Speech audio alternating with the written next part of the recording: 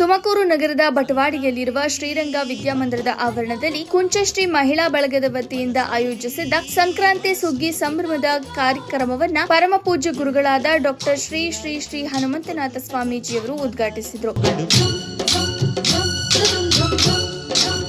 ಕಾರ್ಯಕ್ರಮದಲ್ಲಿ ಕುಂಚಶ್ರೀ ಮಹಿಳಾ ಬಳಗದ ಮಹಿಳೆಯರು ಕೋಲಾಟ ನೃತ್ಯ, ಜಾನಪದ ಗೀತೆ, ಎಲ್ಲ ಮಹಿಳೆಯರು ಸಾಮೂಹಿಕ ಕೋಲಾಟ ಆಡುವ ಮೂಲಕ ಸಂಕ್ರಾಂತಿ ಸುಗ್ಗಿ ಸಂಭ್ರಮಕ್ಕೆ ಹಳ್ಳಿ ಸೊಗಡನ್ನ ಪ್ರತಿಬಿಂಬಿಸಿದ್ರು.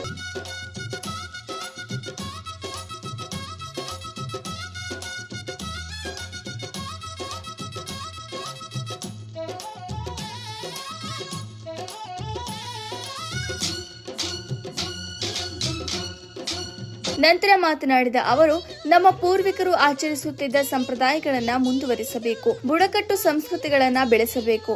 ಎಲ್ಲರೂ ಸಾಮಾಜಿಕವಾಗಿ, ಶೈಕ್ಷಣಿಕವಾಗಿ ಪ್ರಗತಿಯನ್ನ ಸಾಧಿಸಿ ಕುಂಚಿಟಿಗ ಸಮುದಾಯವನ್ನ ಬೆಳೆಸಿ ಸಮಾಜದ ಋಣವನ್ನ ತೀರಿಸಬೇಕು ಹಾಗೂ ಸಮಾಜ ಸೇವೆಯತ್ತ ಗಮನ ಹರಿಸಬೇಕು. ಆರೋಗ್ಯಕರ ಜೀವನ ನಿಮ್ಮದಾಗಲಿ ಎಂದು ಆಶಿಸಿದರು. ಸಂಕ್ರಾಂತಿ ಬಂತು